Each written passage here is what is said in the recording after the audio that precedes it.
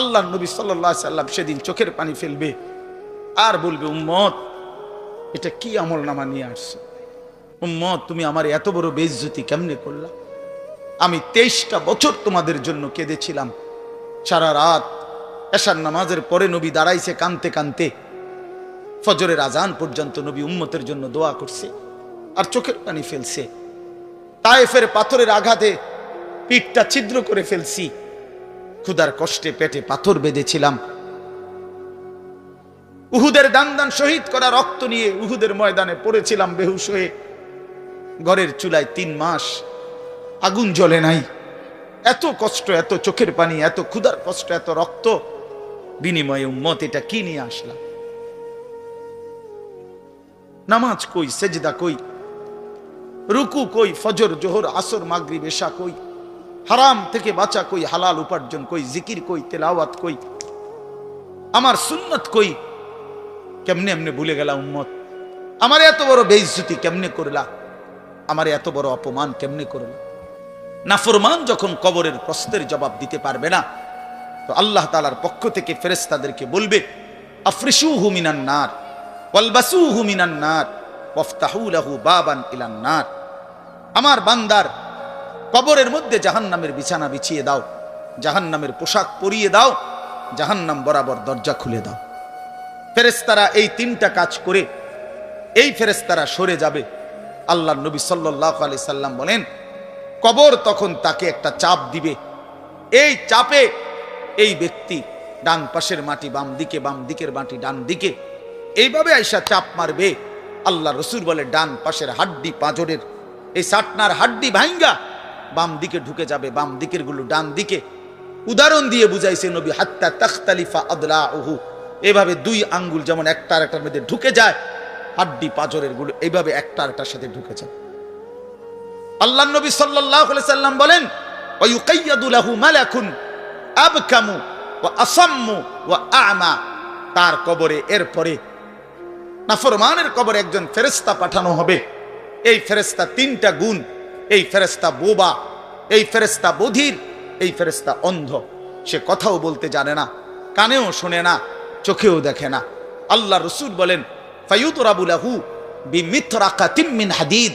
এই ফেরেশতা তখন তাকে লোহার গুর্জ, লোহার হাতুড়ি দিয়ে নাফরমানের বরবাতান বাইনা উযুনাইহি, 2 কান বরাবর মাঝখানে আঘাত করবে।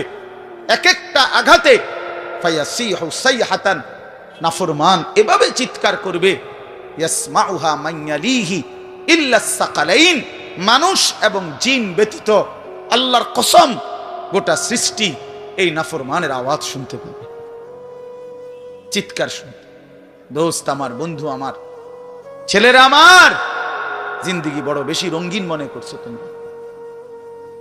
18,000 টাকার একটা মোবাইলের কাছে হেরে গেল মুসলমানের ছেলে। মাত্র 20,000 টাকা দামের একটা মোবাইলের কাছে এত সুন্দর জীবন শেষ করে দিল। ভুল করলা, ভুল। অল্প টাকায় বেচা গেল, অল্প কয়টা টাকায় হারিয়ে গেল। বেঈমান তোমারে হারায় দিল। ইহুদি, খ্রিস্টান, নাস্তিক, মুরতাদ একটা নারীর উলঙ্গ ছবি অথবা অর্ধ উলঙ্গ ছবি দিয়া, যারে তুমি ধরতেও পারো না, ছুঁইতেও পারো না, শুধু ছবি দেখাইয়ে তোমারে শেষ করে দিল। তোমার দুনিয়াও নষ্ট করে দিল, আখিরাতও নষ্ট করে দিল। আয় হায়, এর চাইতে বড় ব্যর্থতা আর কিছু হইতে পারে? আমার কথা মনে রাখো বাপ আমার, প্রিয় বন্ধু আমার, সন্তানরা আমার, ছেলেরা আমার, ভাই আমার, যুবক, আমি যদি আর কোনোদিন বলতে নাও পারি, এই একবারই বলব, এতটা সুন্দর জীবন নষ্ট করে দিও না ভাই, এতটা সুন্দর জীবন নষ্ট করে দিও না ভাই। মেহেরবানি করে বরবাদ হইও না, চরিত্রহীন হইও না। দুনিয়া আমারে কি পরিমাণ ব্যস্ত করে দিল। 60 বছরের বয়স্ক মানুষ, 70 বছরের বয়স্ক মানুষ, হিসাব শুধুই দুনিয়া, হিসাব করতেছে এখনো দুনিয়া। দুনিয়া মিলছে খুশি, দুনিয়া মিলে নাই খুশি নেই। যখন দুনিয়া মোটামুটি ঘুষাইতে পারছে তৃপ্ত, আর দুনিয়া ঘুষাইতে পারে নাই অতৃপ্ত। অতএব অসংখ্য মানুষকে শুনবেন, দুনিয়া ঘুষায় ফেলছে।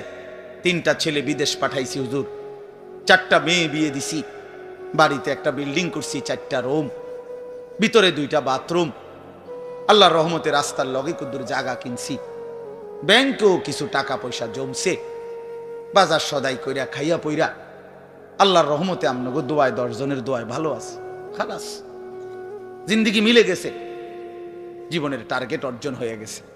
চাচা চাচা তৃপ্ত, 60 বছরের বয়স্ক বাবা তৃপ্ত হয়ে গেছে, তার পৃথিবীতে আসার উদ্দেশ্য অর্জন হয়ে গেছে। পৃথিবীতে আসছিল ফোলা বিদেশ পাঠাইছে, পৃথিবীতে আসছিলেন মেয়ে বিয়ে দিতে, মেয়ে বিয়ে দিছে। দুনিয়ায় আসার 60 বছরের একটা টার্গেট ছিল, একটা বিল্ডিং করবে, বিল্ডিংটা হইছে আলহামদুলিল্লাহ। আর তো চাচা কবর, হাসরের ময়দান, ফুলসেরাত, মিজান, আমল নামা, জান্নাত জাহান্নাম, এগুলো কার জন্য? এগুলো কার জন্য? এগুলো কার জন্য? কই সেগুলোর কথা দিয়ে বললেন না? ইয়ালামুনা যাহিরাম মিনাল হায়াতিদ দুনিয়া, দুনিয়া তো খুব বুঝলা বান্দা, অহুম আনিল আখিরাতি হুম গাফিলুন, আখিরাতের ব্যাপারে তো গাফিল হয়ে রইলা।